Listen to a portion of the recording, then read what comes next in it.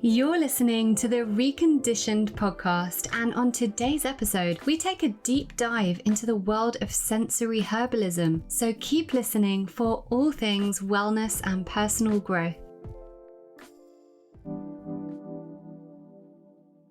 Your personality creates your personal reality. Authentic power is when your personality comes to serve the energy of your soul. The truth is the body is one ecosystem. You can get to the root cause and everything goes away. Welcome to the Reconditioned podcast, where I use my knowledge and expertise of over a decade in the wellness and transformation world to take a deep dive into what makes us thrive as humans. I'm Vaknine, leading wellness and transformation coach, and following my remission from the rheumatoid arthritis I'd had for 27 years that left me wheelchair-bound by the age of 18, I created a unique coaching combination, conflating physical, mental, emotional, and spiritual aspects of self to create true, long-lasting well-being in all senses of the word. This podcast is one of the many free resources I've created to help you achieve the same. Whether you're suffering from chronic illness, raising children in a world of conflicting information, you're an entrepreneur wanting to step into your purpose, or you simply want to feel empowered and motivated to become the best version of yourself, join me along with expert guests as we uncover the most actionable and tangible ways to recondition ourselves back to wellness.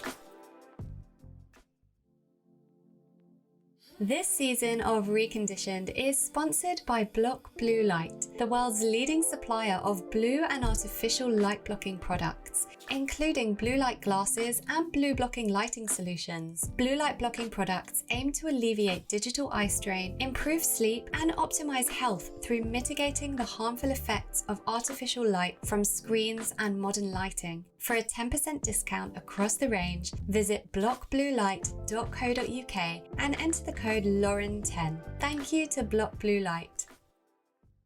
Welcome back, everyone. Thank you so much for choosing to listen. Again, I genuinely appreciate it every single time, so thank you. Today's episode is all about herbs, as I'm sure you've heard from the pre-intro and the title, with Fiona of the Seed Sistas. And the Seed Sistas are a partnership, two amazing women, Fiona and Karen, and we decided to make this a two-part series so that we could cover everything. So I spoke to Fiona today about sensory herbalism, and most people that I speak to are interested in herbs in some way. So, I don't know which herbs to use for health and which herbs to have at home and how to grow herbs and how to forage herbs. So this episode was really great, learning about all of that and helping, the amateur learn how to get into herbs at an entry level and how to get our kids into it. And Seed Sisters are amazing women, and they're also really hilarious. You should check out their website. The details are in the show notes. They're just very, very funny, and they're just so full of character, which I love about them. And I just love everything they're doing and how they're trying to use their knowledge of herbs to help heal the earth. I think it's such a beautiful initiative with everything they're doing. So we really take a deep dive into sensory herbalism and what that means. And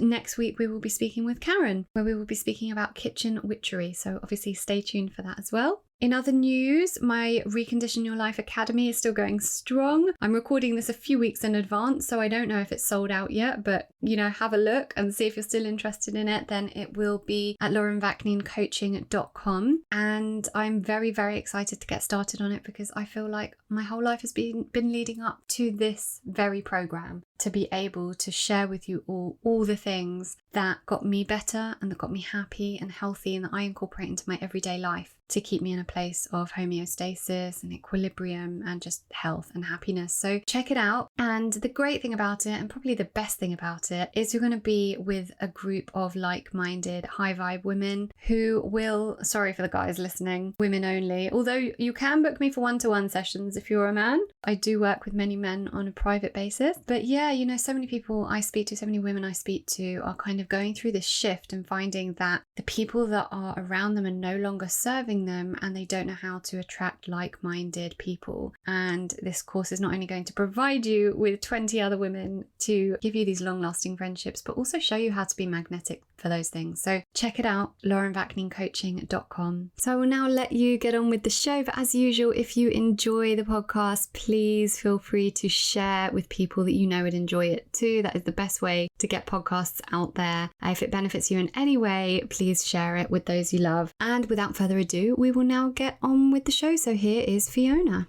Today is the first in a two-part series about herbalism with Karen and Fiona, otherwise known as the Seed Sistas. Karen and Fiona are clinical herbalists trained at Middlesex University. They have studied and researched Ayurveda and Chinese models of medicine and incorporated theories from Western and Eastern medicine to develop sensory herbalism. They have run a 3-year apprenticeship program for the last 12 years and lecture internationally at seminars about their work. They have a special love and interest in the so-called witching herbs of old, the poisons or power plant. They are avid writers for health and permaculture magazines and have published their own beautiful book, The Sensory Herbal Handbook. They run a social enterprise, Sensory Solutions Herbal Evolution, and have dedicated their lives to furthering access to knowledge about plant medicine. They combine their clinical experience with ritual, art, and creativity to teach herbal medicine in a unique, inspiring, and accessible style led by the plants themselves. So originally from Newcastle, Fiona now lives in Dorset with her 2 children. Although she has just moved to a new town, she is already busy creating and managing her local community growing space. She keeps bees, loves karate and wild swimming, and has a keen interest in all things to do with nature. So Fiona, we decided to spread this over 2 episodes because herbalism is so broad. And what you and Karen do covers so much, and we really want to be able to make sure we incorporated it all. So next week we'll be talking to Karen about kitchen witchery, but you're going to talk to us today about sensory herbalism, and I'd love if you could begin by telling us what that actually is.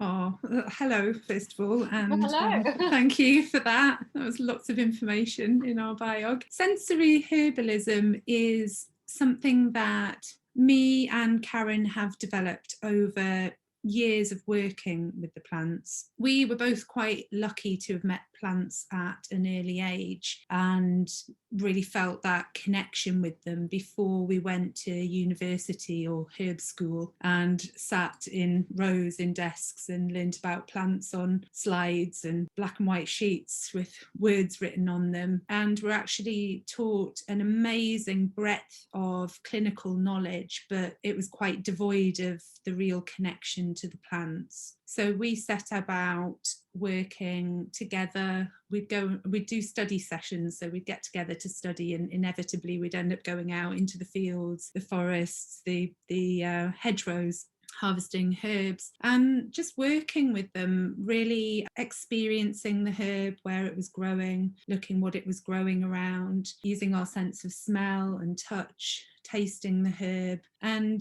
really utilising our senses to have that direct interface with the herb, that experience with the plant. And we really felt like we were starting to build up almost like a language or an understanding of the plants in a much more whole way than just breaking them down into their chemical constituents and learning about how they acted on the body. And it was like this, each plant had this spirit contained within it that could do so much more than just these individual parts that worked on spiritual levels or certain patterns within the body. For example, one herb, lady's mantle, we were working with, and we found ourselves talking about our relationships with our mothers and their relationships with their mothers, and it's just what came up in conversation while we were working with the plant and harvesting it and tasting it. And then when we sort of drew attention to the conversation we were having, we thought, oh, maybe there's something in this. And actually lady's mantle, alchemilla, the little alchemist, is a real womb tonic, a womb plant,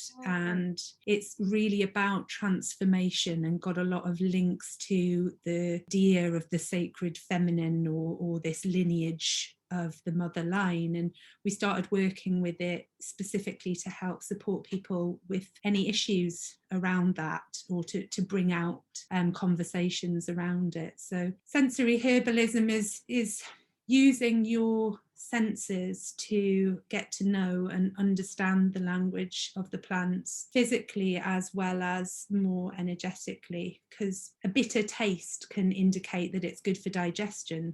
So you can use your senses to also ascertain how it might act on the body. But then there's all these other ways to discover and work with them. I love that. I just love that, because I a lot of what I do is kind of, I guess, sensory or energy based, and being led by intuition as opposed to logic, you know. And I love that about the womb one. So what plant is that? And what could we be doing things to kind of enhance our divine feminine with certain plants? Well, yeah, I mean, you know, getting into archetypes with the herbs is quite a nice way to almost package them into understandable forms that you can work with. And that might be masculine or feminine, it might be androgynous, it might be more an energy rather than a specific being. But we often try to get people to characterize the herbs when they get to know them. And for us, the Alchemilla vulgaris, or molluscum, which is lady's mantle, it grows commonly in gardens all over the UK, and it's got these beautiful mantles, soft downy mantles that look like a cape. And then these really quite delicate little yellow flowers, but that come off quite a firm stem that branches out. And we call it visionary scaffolding, that idea that you can climb through the scaffolding and go back through your history and imagine some of the things that have come through your ancestral line. So that's just one example of how we work with that plant. And we might do it through, we use them in a set of drops with nettle and raspberry leaf, and we work with them in drop doses using affirmation or ritual. So giving people specific rituals according to what it is exactly that they're working on.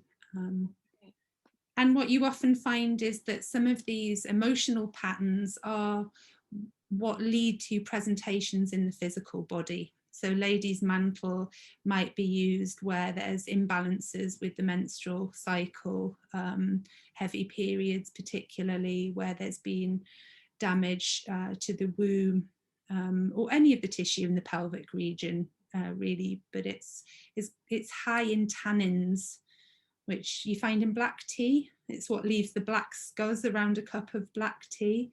So those tannins are found in a lot of different plants and very high in the rose plant family. And where there's tannins, it binds tissue together. So you can overbind, you can make tissues impenetrable, where maybe you want absorption to happen. But if there's inflammation or damage to tissues, tannins can be very useful for actually drawing them back together. So there's a lot of crossover between what we see as the physical and the more esoteric or emotional bodies as well. We kind of see this layering and crossover of it all. And within sensory herbalism, we call the body is a map. So what's happening physiologically, what's appearing in you, is almost a map to maybe other issues or things that might need to be looked at in order to create lasting change. Yeah. So what, because you guys lead workshops, so is this the kind of stuff you teach in your workshops? I'd love to know what's involved in your workshops. And are these workshops online at the moment, or because for me it's like, oh no, you would have to be around the plants, right? Well, that's a really good question, because for years people have been asking us, can you do more online, because I can't get to your workshops, or and we've been a little bit reticent because of that, needing, feeling that people needed the connection. And there's nothing we love more than taking a group on a journey with the plants, and the personal transformations that can happen through connecting with the herbs, and also the wider implications of wanting to protect the planet more and the wild spaces, because herbs suddenly become something you care about and want to encourage. But with the current situation, we were like, okay, what do people want? And people came back to us saying, we want support with stress and anxiety, we want support with sleep. So we were like, okay, let's use that as the foundation to create our first online course, Stress and Anxiety. We called it The Pathway to Peace. And do you know, we've incorporated techniques and dietary advice and different things, themes, tools that you can use, but there's a real focus on getting to know 7 different herbs over 7 days. And we were just blown away with the response to it. People saying they felt so much more connected to the herbs, that they were going to grow them more in their gardens, that there's little identification tasks, and all of them are optional, but just getting people tuned in online to get out was going to be this real kind of juggle. And yeah, it was amazing to see how possible that is, and that you can still create a sense of a community online and connection through people's comments and through the webinars that we run on the courses. So yeah, but previously to that, pretty much everything has been in person, from big conferences to day workshops to much longer, more involved workshops over a year or 3 years. I think people can be really inspired online. I think it's the whole thing of, okay, but we need to be outside, but just by having the conversation with them and giving them the education, when they get off the computer, they'll be like, right, I'm inspired to go out now. So I still think it's better doing it than not doing it. And like you say, some amazing communities can be built online. Absolutely, yeah. And you do have the ability to use lots of visual aids online. You know, we have audios and we have videos and we have PDFs that people can download, and they're still getting kind of a sensory experience. And then what we say is, you know, get the herbs in. So on each day that we do a herb session, you know, you'll be expected to make a tea of that herb, and we'll talk you through a tasting of it and give you okay, shutting the window, give you techniques that you can use to start that conversation with the herbs. So there's still an interaction with the plants for people, and then they get beautiful videos of the plants growing or different recipes they can make with them. So yeah, it's exciting, you know. It's not our ideal of how we'd love to be with a group, but it can reach more people as well, and it's just been brilliant. So we're running both of those courses regularly throughout the year, just to give people that opportunity to connect in with us and the herbs as well. Amazing. We'll link those details in the show notes so people can get that. But what I'd love to know about, I think, you know, if I was listening to this at home, I would want to know is, what are the top herbs we can use for health, and what herbs can we grow ourselves? And kind of, let's maybe go through, if you're up for it, some of the main health concerns and see what herbs are specifically good for those. Okay, so if we stick to herbs that are, let's say, supportive of the nervous system, I would say particularly at the minute, but certainly with the way society is in a kind of fast pace, always looking for growth and what's next. And we were just discussing before about how suddenly we're expected to do everything. We might run businesses and, you know, look after the kids, or even teach the kids, or you know, keep connected with friends, run community projects, all of those sort of juicy, delicious things that we love doing, but they can take a toll on us physically and emotionally if we don't make it as part of our self-care practice to look after ourselves. And I'm sure this comes up a lot when you talk to people about self-care being almost like an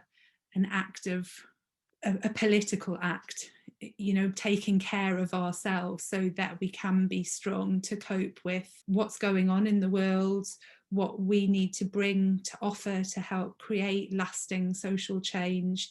And this set of herbs called the nervines are a massively broad spectrum of herbs, from nervine tonics that really nourish the nervous system, nervine relaxants that might soothe and relax, and then also stimulants. So things like rosemary, or one that's very commonly utilized these days, caffeine in the coffee. But these nervines are herbs that we can really reach for, especially the relaxants and the tonics, the nutritive nervines that can really help to bolster us up and make us able to cope with what life throws at us. And one of the most lovely herbs is lemon balm. That some people, you may know it. It's a cousin of mint. Yeah, so it's you know lemon balm. My parents, so my family are originally from Morocco, and they grow it and they have it in tea a lot there. So they do. They don't grow it anymore, but they had it in the garden a lot. Yeah, we've had been given lots of lemon balm tea in Morocco with really? rose and they love rose and cardamom and mint. Yeah, that's the and something that they call Moroccan ginseng that we worked out like galangal. It's like a type of ginger. Oh, I've never had that. They call it a female aphrodisiac, but it's... Oh, let's get some of that then. It is. I've got some in the cupboard. I'll send you some. But there's herbs that we've got that we utilise in that way as well.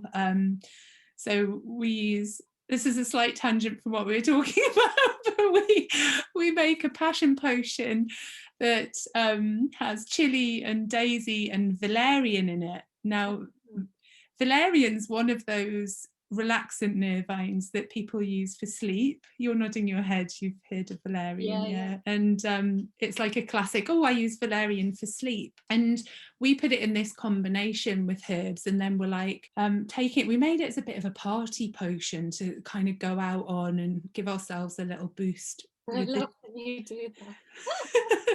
Yeah, I think just because you're not drinking loads or getting trashed, it doesn't mean you don't want to alter your consciousness slightly, or have a little a connection with others and be on that same I think it's like when people share a coffee together, a lot of the time I think it's that you're getting onto the same buzz as someone else. And when you're teetotal and you don't drink coffee, it's really hard to be sociable. Exactly. Well, my kind of party goes to our passion potion or chili hot chocolate, something I often turn up with a flask and share that around, because chili is a really good stimulant. It releases a lot of endorphins. It's a real feel-good herb. And with the valerian, that you would think is for sleep and relaxation, which we do use it as a nervine to just bring everything down. But when we put it in there, it was really interesting.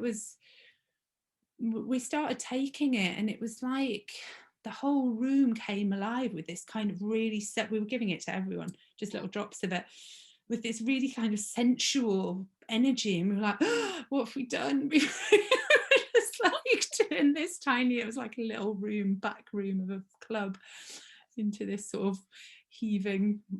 But anyway, when we went to the old herbals and looked up valerian, it's been used as an aphrodisiac. Wow. For time, centuries, and that was really interesting. In that form, we created in a tincture, but there's lots of different ways of taking valerian. We often share a recipe of valerian milk, or capsules you can use it in, but in that form it's in tincture with daisy syrup and chili tincture. That's as well. The party potion. Yeah, that's... is that for sale on your website? Because I'm ready to buy some of that. But I think the passion potion is there in drops, and actually, because we use it with people for inspiring passion in life as well. When people are feeling a bit flat or stayed, it's for kind of getting your energy going too. And the valerian's a lot about releasing inhibitions and letting any fears that might be holding you back drop away. So in that sense, being in the remedy as well, you can really use it in that way if there's something that's just holding you back and stopping that movement forwards. I'm so happy to let you know that the Recondition Your Life Academy is now open. If you've been listening to this podcast for a while, you'll know that my purpose in life is to guide women back to a place of health, happiness, vitality, and purpose. And that my 3-decade-long journey from disability to remission taught me that the only way to achieve sustainable, core-level results is by integrating the 4 aspects of self: physical, mental, emotional, and spiritual. And that's why I've poured my heart and soul into this program. I've been developing it for 7 months, but really my whole life and everything I have come through, learnt, and taught has led me to this point. Over 12 weeks, I'll be guiding you and a sacred tribe of like-minded, high-vibe women through 12 transformational modules where you, me, and the universe will co-create the sort of life you didn't even realize you could have. We'll do this by learning how to unearth and reprogram subconscious limiting beliefs, heal your inner child, break ancestral patterning, connect to your higher self to get to know who you truly are at a core level, awaken your divine feminine, master the universal laws of abundance, get clarity on your goals, learn the physical fundamentals to staying healthy, be guided in a spiritual practice, and so much more that simply cannot be articulated by words alone. So if you're ready to stop making excuses and start making the changes that will move you into a life of health, happiness, peace, and clarity, just go to laurenvakninecoaching.com/recondition. As a thank you for being a podcast listener, just quote Reconditioned when you sign up, and I'll gift you a free one-to-one coaching session to show my gratitude. The cart will close in a few short weeks and spaces are limited, so make sure you get there soon. All the details are in the show notes. Now back to the episode. So amazing, isn't it? Just that herb is not just about, one ailment. It really is an energetic thing. It really goes so much deeper into the person, into the whole being. I think that's brilliant. And why do you think we've kind of lost that over time? Because back in the day, people would have known, our grandparents, maybe not our grandparents, but great grandparents, and before that, they would have known instinctively or, passed down through generations what herbs to use for what conditions or what feelings. Well, I think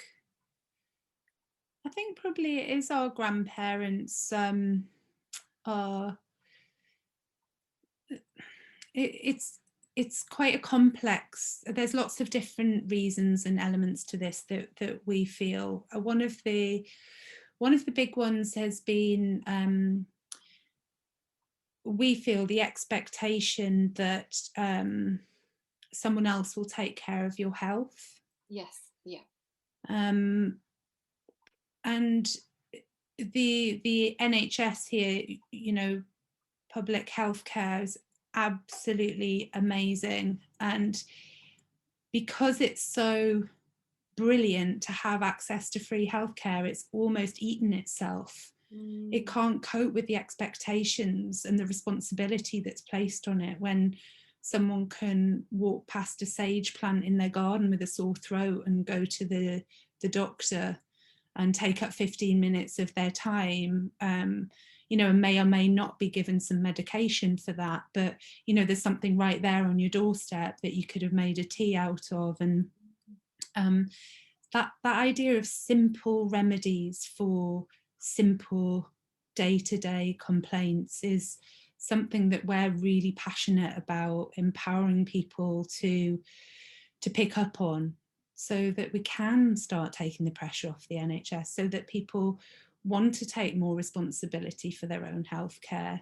If you're your first port of call for remedies, you don't want to wait till you're really sick and then have to get yourself better. It's almost a daily thing, like, oh, I'm feeling exhausted today, really don't want to have any stimulants when you're in an exhausted state, because you can be pushing yourself over. So it's like, okay, what do I need to do? Okay, I need cleansing herbs, relaxing herbs. I need to make sure I go to bed early tonight, have a really delicious bath with candles and flowers and scents, and really listen to our own intuition. So I think a lot of it is this, putting the responsibility out of ourselves, and it is something that we can get back. That's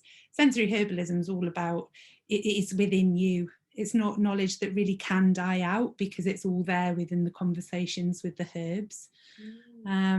But obviously it's great to have those pointers from your grandparents or your, I don't know what you found in Morocco, but certainly our experience there is that a lot of people have a basic level of knowledge about herbs and can say, oh, go and get such and such if that's happening. Oh, you've got a sore tummy, go and get that. Yeah. And that it's much more in the culture. Even in Europe as well, you go into a bar and there's a massive box of herbal tea choices, lots of linden and vervain, and it's something that that we need to get back here. The UK and the US for sure are the worst at it. The UK, like you were saying, with the NHS, and then on the flip side, in America, with their healthcare system and how it is, and every other commercial on the TV in America is a pharmaceutical company. And so it's like kind of pushing us, like almost telling us, don't think about the natural stuff, we've got a solution for you and we can give it to you. Like you were saying, we need to get back to the place where we give ourselves the solutions and educate ourselves on what the earth already has for us. And I think that's something that sort of made me think there about the oh, take this and you'll feel better. That expectation that we just need to take one pill or one thing and that it'll make us feel better. It's like the fast track solution, but that can often create burnout along the way. And the very name of your podcast, Reconditioned, I love that. It's like, you have to rebuild your health from the bottom up, rather than just trying to fix, put some bodge on it or whatever. You've got to really scrape out all the rust and get in there and nurture and restore and recondition the mindset to help you to do that, because a lot of us are coming with the mindset of the pharmaceutical industry will save me and the doctor will save me and I can't save myself, and if I'm left to my own devices, what will happen? But that's, I guess what both of us are trying to get across is that it's all within us and within the planet. And that feeds back into the whole system of education, and that a lot of times we feel that we need to be told things rather than we can find them out for ourselves. And equally a brilliant free education system that makes sure that everybody has access to schooling.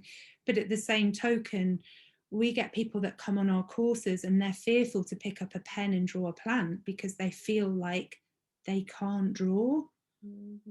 And we have to almost recondition them to believe in themselves, and that there isn't a right and a wrong when it comes to personal expression, and no one's going to tell you it's rubbish, and it's about connecting with yourself, your own creativity, and the herbs that you're going to draw, that it's a tool rather than something to be fearful of. And it's unbelievable how much creativity can be quashed in the modern day, and I think a lot of that needs unpicking as well. And did you ever watch the TED Talk by Sir Ken Robinson, How Schools Kill Creativity? Oh no. It's the most watched TED Talk on YouTube. Okay, Brilliant.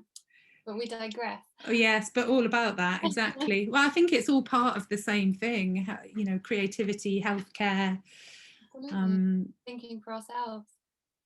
and Sensory Solutions Herbal Evolution, which is our organisation.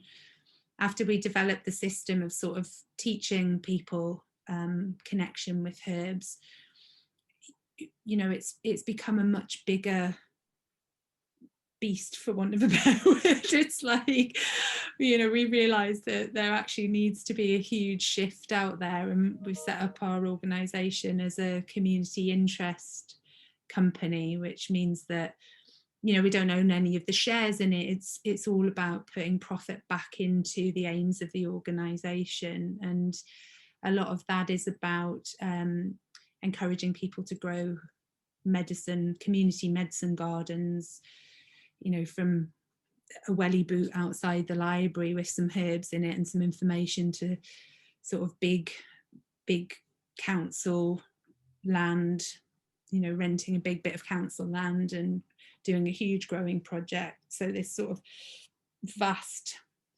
scale of community projects, but that are bringing people together and providing resources and teaching facilities. So that's a big part of the aims of what we're doing. It's lovely.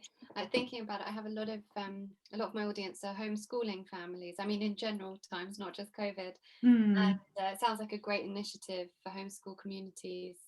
Yeah, as well. Yeah, absolutely. Yeah, I mean, our local plot of land here. So I just moved house last about nearly a year ago, maybe 10 months ago, and our local bit of land that's almost like a secret spot had all these lovely trees that were growing through the metal casings that had obviously been put on them maybe 15 years ago. So we bought some snippers, and we'd been going down there and taking them, you know, freeing the trees essentially, and the kids are really involved in that, and then in thinking about that bit of land and what we can do to develop there and grow, and then wanting their input about what they would like to see there, and you know, food and medicine, and being able to teach the kids as you're growing the herbs. There's no better magical way of connecting kids with plants than watching a seed grow and learning about the development of the plants and seed dispersal and plant families and the medicine and remedy making. And you know, it's a lot of what my kids want to do is make potions. And you do stuff with kids, right? You have workshops for kids. We have done, and we do Karen's daughter's home educated, and she's run herb walks are mainly the focus that we do with home ed groups, and herb walks that kids are welcome to come on, to really get them into that recognition of the plants. We decided that our focus was going to be to try and teach adults how to teach their children, rather than directly teaching the children themselves. We have all these amazing ideas about how we can get herbalism into the national curriculum and ideas for that, but what we realized is that, you know, it's challenging enough for teachers to teach subjects that they might not feel so confident about, but if people literally haven't even heard about what herbal medicine is, to then try and teach that to kids is going to be extremely difficult. So we thought, if we can encourage and help people to develop these community medicine gardens that groups can then come to, that's got information there, and the people that have planted them can run workshops and herb walks, that's almost a more exponential way of getting that change out there. So that's where our focus has been with it. But all of our kids are brought up on herbs, and since they were little. I had a top parenting moment last must have been late spring because the nettles were huge on top of our local hill, these big, massive, really spiky nettles. And my son had seen an ash tree that he was used to going to, but as the nettles got bigger, it became harder to get to it. And he went running down this dip, fell into a hole full of these really harsh nettles, and came leaping out going, ah! My daughter had to go and like pull him out. And my initial response, so nettle's really incredible. It's got its own medicine for a nettle sting. So it's very antihistamine, really anti-inflammatory. It soothes the sting. So I grabbed a load of the nettle tips, shoved them in my mouth, chewed them up. Did that not cut your mouth? There's a way of sort of rolling up nettles. I wouldn't recommend it without being shown how to do it, but you sort of roll them up, sit them in, you like chew them without getting your lips or tongue on them, and then create like a pulp. And my son, just who was, he's 7, let me spit this green pulp into his mouth. and then more of it just onto some of the worst stings, while my daughter came with these huge dock leaves. And within 5 minutes he'd completely settled down. It was amazing. I mean, it was a really serious falling in a patch of nettles, and I just thought, this is great, a kid that'll let their mum spit sort of green mush into their mouth. I was just like, oh good, my work here is done. This is brilliant. I can relate to that. It's almost a bit like homeopathy, because homeopathy treats like with like. So when you say the nettle has its own medicine, it's kind of the same thing. And so you treated the nettle sting with a nettle. Yeah, I mean, nettles are amazing for that. It'll treat a lot of kind of hot, itchy, irritable conditions. It's almost that it's wearing its own signature. Yeah. But it can be too hot and too pushy. So for someone with a very hot, dry constitution, if they do nettle over several days, say you're doing a detox and decide just to take nettle tea, then it can be too heating for the body. So yes, to a degree, but it's working in a much more, depending on the dosage that you use, because we do use drop doses to initiate very subtle shifts in the body. But the main difference with homeopathy is that you get this sensory interface with the herbs. So you're tasting them and smelling them. And, with the homeopathy, there's the energetic connection without the visceral connection.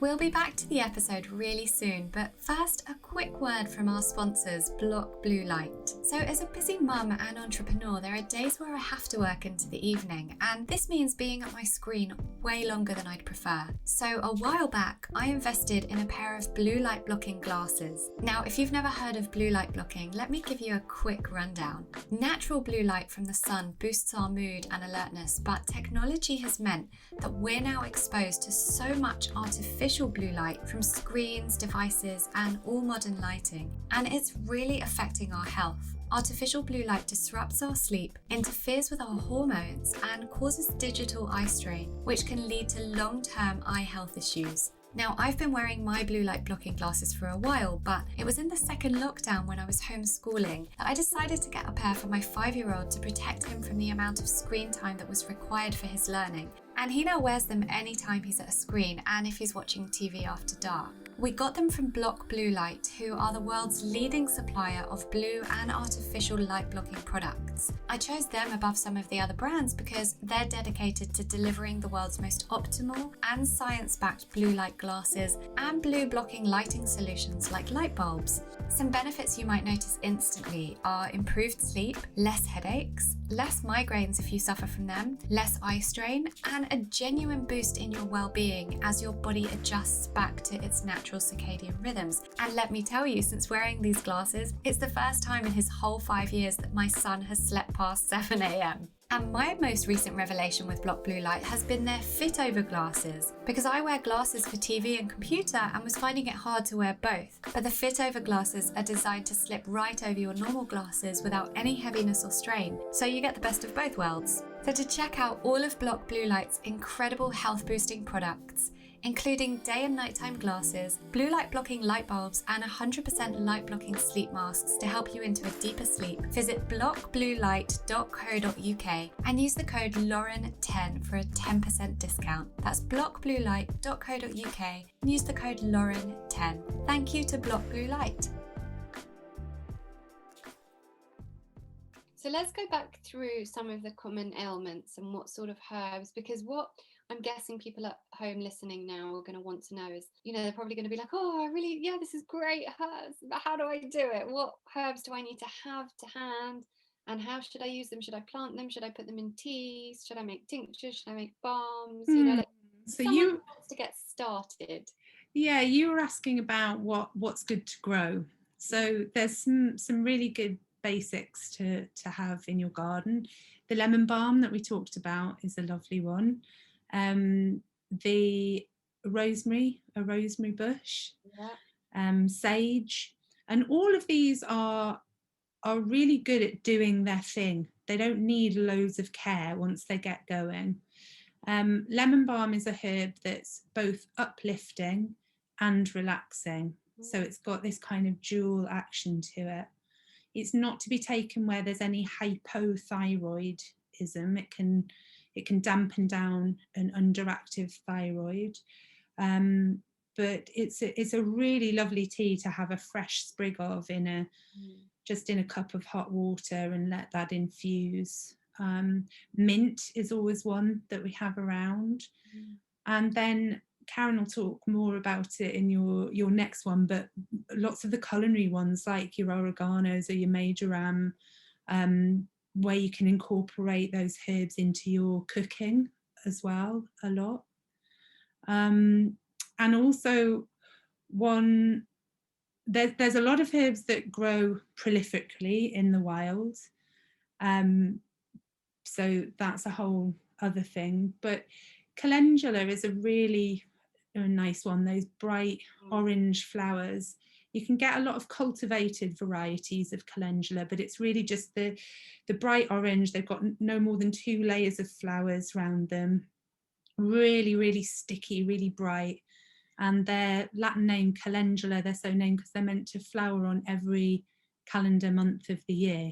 Oh, I never knew that. Yeah, so they're really, they really go through the year and they really give a lot. You can harvest from them and there'll be more and more, and there'll always be seeds that you can plant for the next years. And they're just so beautiful and giving, and I think they're a really nice thing to plant. And you can make lovely oils and balms out of them that are great to use with the kids. You can make just a lip balm is a really simple thing. So growing the calendula, harvesting it, creating an infused oil, drying it out, creating an infused oil from it, turning that into a balm. So you can go through that whole process with the kids, and that's a really nice, simple, beneficial one to do. So which ones are great for anxiety and stress? You mentioned a few before, but that's kind of the thing at the moment that people are struggling with. Yeah, so your lemon balm that we talked about, and then lavender. Lots of people have a lavender bush in their garden. And lavender you need so little of that one small bush can give you a harvest that's enough for a long period of time, because you just need a tiny little pinch of lavender. We often mix it with other herbs, and it's so soothing and relaxing, but it's also so full of all those volatile oils that it's really antiseptic, antimicrobial. So it's great for warding off any impending kind of colds or anything that you might feel coming on. You can harvest the flowers and dry them. We normally harvest them as the flower spikes, dry them like that, and then pick them off the stems. And you can make sleep pillows out of those, or little pomades to put places, and just have that smell around with the lavender. So you can get really creative with lavender. And chamomile as well. Lots of people have chamomile. You can grow it. When you grow it, it's often got high bitter compounds to it. And you often find that herbs that are good for the nervous system are also digestive herbs. So there's this real crossover between the nerves and the digestion. And, you know, I'm sure a lot of your listeners will know that one of the first things to often go when we're stressed is the guts, and how that can be affected. So interestingly, there's many of the nervine herbs that are also digestives, and you know, that's just fascinating in nature, that it will provide that crossover that happens within us. You know, more evidence that we're from the same the same place on that evolutionary journey that we've been on. But the chamomile's got that really lovely soothing digestive quality, as well as this nervous system relaxation. So that's a really nice one as an evening drink, the chamomile tea. Yeah, and then oats as well are a brilliant one. Karen, I'm sure we'll talk more about that when you cover kitchen witchery, because kitchen witchery is really about what can you do in the kitchen, how can you use herbs every day in your diet. But we love some of the wild ones as well that grow out there in the hedgerows, like rose hips and hawthorn. And hawthorn's an interesting one because you never see it written about as a nervine herb, but it's ruled by Mars. They look like tiny hearts, the hawthorn berries, like actual anatomical hearts. They're specific for providing support for the blood vessels that feed the heart. So we always think of hawthorn as providing courage. So it's really about, okay, what do I need to do and how do I need to do it? And it's like giving you this fortification, this for moving with a journey through. It really helps you to find your rhythm and not feel like needing that courage is a trial. It gives you this sense of just, I'm flowing with the rhythm of life. And we really link that in with that, you know, the normalizing of the heartbeat and all of those kind of physiological gifts that the hawthorn can bring. And there's nothing like going out in the hedgerows foraging with your kids for berries and fruits and the hips and haws. And the lime flower as well. Do you know lime? Linden blossom? No. You've probably seen it without even knowing about it, because it's grown a lot on roadsides, so big streets that have a lot of trees on them, or village greens. It's used a lot. Sometimes randomly on the edges of farmers' fields you'll see them as well, but they were planted in manor houses to line driveways. It's a very beautiful, quite straight growing, with all of these branches that come out and these sort of wafty heart-shaped bright green leaves. So it's very beautiful and striking. And then it gets these amazing yellow-green flowers that have got like a little strobile that looks like a leaf coming off them. And when they actually blossom, they only blossom for about 2 weeks, but the scent is just, it's like this honey rich intoxication, and it's so settling for the nerves that it's said that they used to hold any disputes or court underneath the lime tree to try and keep people chilled. So that's apparently why you get them planted on village greens a lot. So it's a good place to go if you've got any disputes going on with people. And so if you find that, what can people do with that if they find it near their house? So you've got to wait for the flowers to come. The leaves are very mucilaginous, and when the flowers first come into these buds, it's very claggy, slimy. I don't know if you know the word like, you know, mucilage. So lots of the polysaccharides that create like real cooling coating for the mucous membrane, so if there's irritation. But then when the flowers come out, it's usually here in the UK around midsummer time, and you've got to wait, and then it will only flower for a couple of weeks. So if you go away at that time, you can come back and you can have missed the whole harvest for the year. Yeah. So you wait for them to explode into these little mini beautiful creamy fireworks, and then you pick the flowers in their little bunches into a big basket or a bag, and then take them home, dry them out, and then they really hold this sweet, rich honey flavour. When they're in the flower form, they're slightly more drying, they're slightly more tanninous than the leaves and the buds. But they're a real heart tonic, as well as being another nerve tonic and relaxant as well. So full of goodness. We actually combine them with the lemon balm and the rose and the hawthorn to create a tea that we call heart and soul tea. That's amazing. That's one of our staples for relaxation. Yeah, so if you can do the whole process of harvesting each one of those 4 herbs over the year, over the season, and then mix them all together and have your own heart and soul tea, you know, that's a fabulous thing to do as well with kids. Really is. It sounds beautiful. What I want to know is, can it be dangerous if you don't know what herbs to use? Maybe you're taking something else. There can be contraindications, things we need to look out for. Yeah, so I've mentioned I mentioned with the lemon balm with the hypothyroid, this is a little bit of a misconception that, oh, you know, it can't do me any harm. I mean, herbs are and can be extremely powerful and fast acting as well, and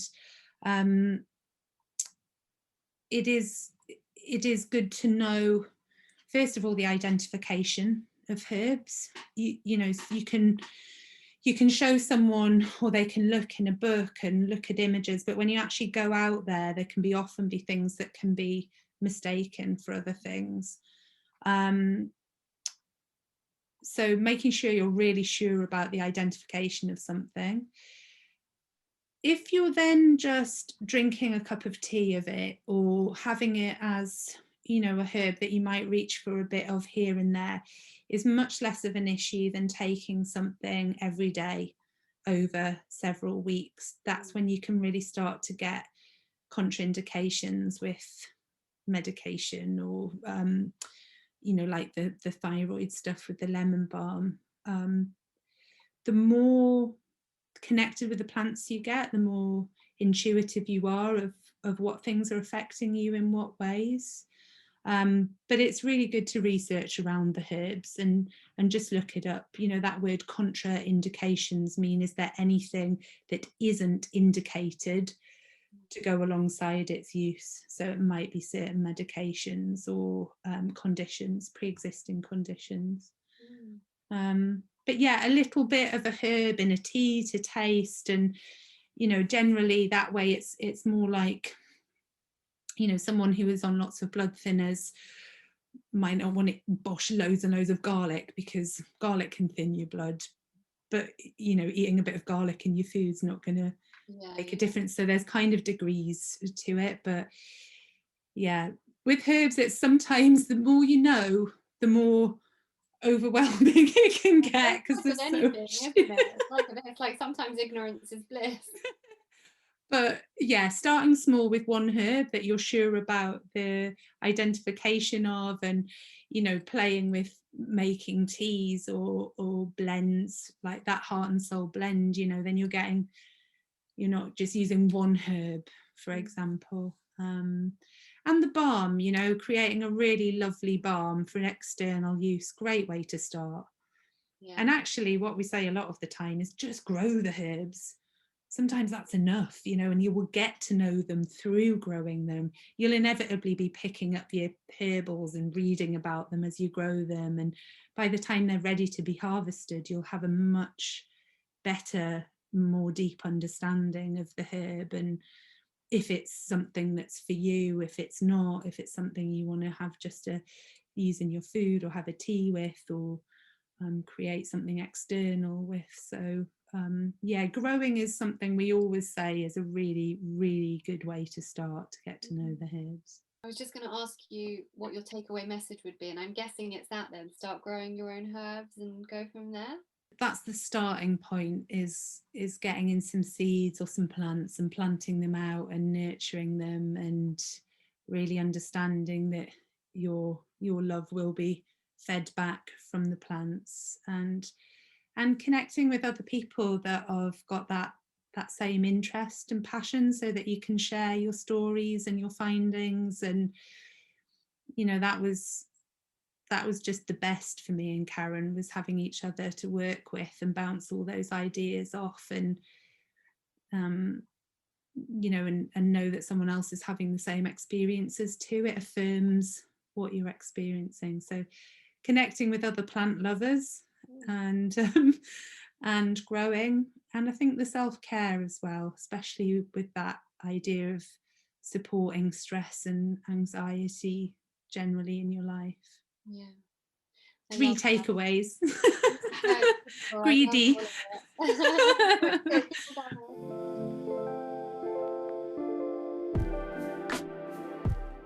At the end of each show, I do a little thing called All About You for the listeners to get to know the guest a bit more. So it's a quick series of quick fire questions. Okay, I'm up for it. You're up for it, okay. Let's go. So a question I did have, you and Karen always look really happy, and you put a smile on people's faces just by the way you present yourselves to the world. So I wanted to know, from your perspective, what can other people do to make themselves feel happier even when times are tough? Nature, constant source of inspiration and joy and adventure, exhilaration. That's been my family's biggest support through this period of time. And the more you know about herbs, the more your friends are all around you when you're out in nature. You're never alone. There's that and that and that.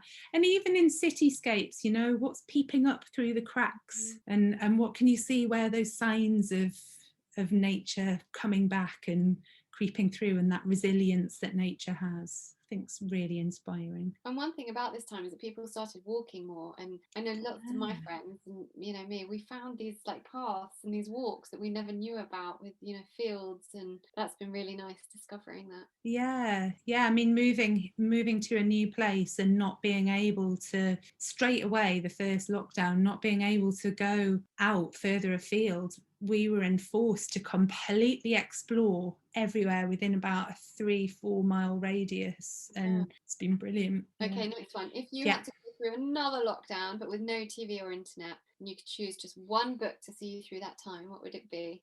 Ooh, there's this really beautiful old herbal that my friend's just discovered. I haven't got it here, but whenever I go to hers, she keeps going, you can borrow it. I'm like, don't, because I'll never get anything else done. And it's old remedies. It's like a home herbal that was published, so it's like one of those books that you need to be really careful with the pages of, but it's got some amazing ideas about protocols for treatment for diseases, but it's holistic protocols, looking at, first of all, you need to do this, like expel the heat, and then restore the tissue, and then and it's really fascinating. It's this one person's ideology. So I think that, apart from the Sensory Herbal Handbook, obviously. Okay, and lastly, if you could have a career other than the one you're in, what would it be? Oh, I've got lots of different careers. Right. that I would do. Okay, do you want them all? I mean, give me a few.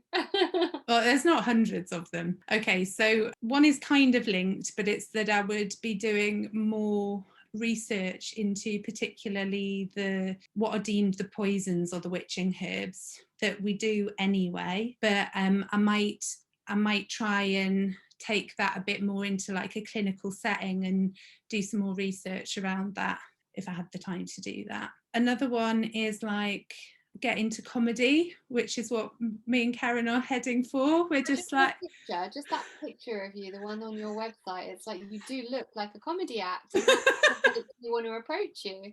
Well, we're doing that. We've decided that with comedy, you see, there's no holds barred, so we can actually say what we want to say. Yeah.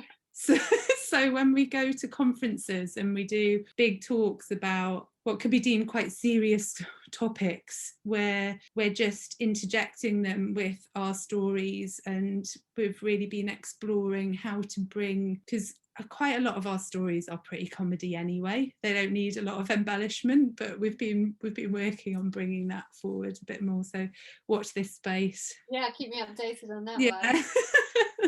Okay, Fiona, thank you so much. I've enjoyed this so much. Just remind us, we will put it in the show notes, but where can people find you guys? Website, social media, that stuff? Yeah, so sensorysolutions.co.uk is our website, and you can sign up for our newsletters there, which we don't just send out millions of sales stuff. It's actually designed to be a place of information. So at least 8 times a year we send out really beautiful detailed newsletters with loads of different articles and blogs, and sometimes guest appearances and inspiring stories on those. And if your listeners want to write to us individually and say that they've heard us on here, we can actually send them like a really nice PDF on top tips for dealing with stress and anxiety with herbs and nature. So they just need to say that they've heard us through the Reconditioned podcast on an email. So yeah, that'd be really nice. We'd love to hear from some of you and